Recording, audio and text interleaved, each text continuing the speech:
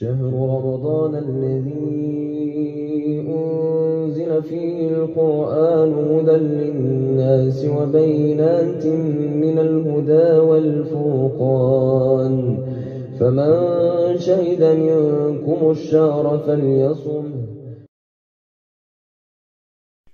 أعوذ بالله من الشيطان الرجيم. بسم الله الرحمن الرحيم. يا أيها الذين آمنوا إن جاءكم فاسق بنبأ فتبينوا أن تصيبوا قوما بجهالة فتصبحوا على ما فعلتم نادمين. Assalamu alaikum, ma chère sœur. On minimise souvent l'ampleur des mots que nous prononçons et les dégâts qu'ils peuvent causer.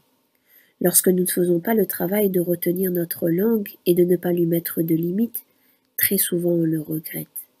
Le prophète alayhi salatu wassalam a dit « Heureux est celui qui retient le surplus de sa langue et dépense le surplus de son argent. » Pour pouvoir mettre en pratique ce hadith prophétique, il va falloir que tu apprennes à dompter ta langue, en lui évitant de s'exprimer à toute occasion.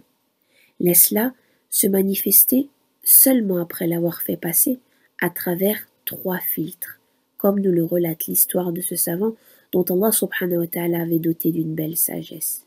Un jour, un de ses voisins se présenta à lui pour lui partager une information concernant un de ses amis. Ce savant, très sage, remarqua que son voisin brûlait d'envie de lui transmettre cette information, un signe qui montre que sa langue était bien loin d'être domptée. Le savant proposa à son voisin de lui faire passer un petit test avant qu'il ne décide de lui transmettre cette information. Le test des 3 filtres. Écoute attentivement, ma chère sœur, et prends-en de la graine, si tu me permets l'expression. Le premier filtre est celui de la vérité.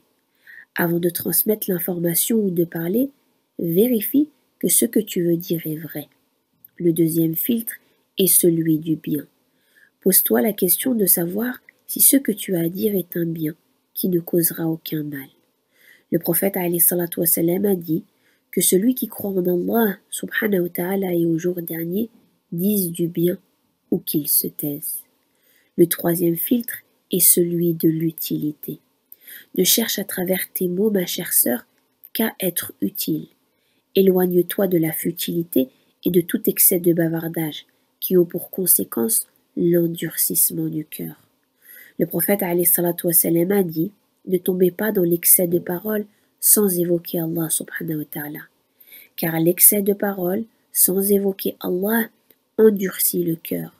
Et la personne la plus éloignée d'Allah est celle dont le cœur est dur. Qu'Allah subhanahu wa ta'ala nous en préserve.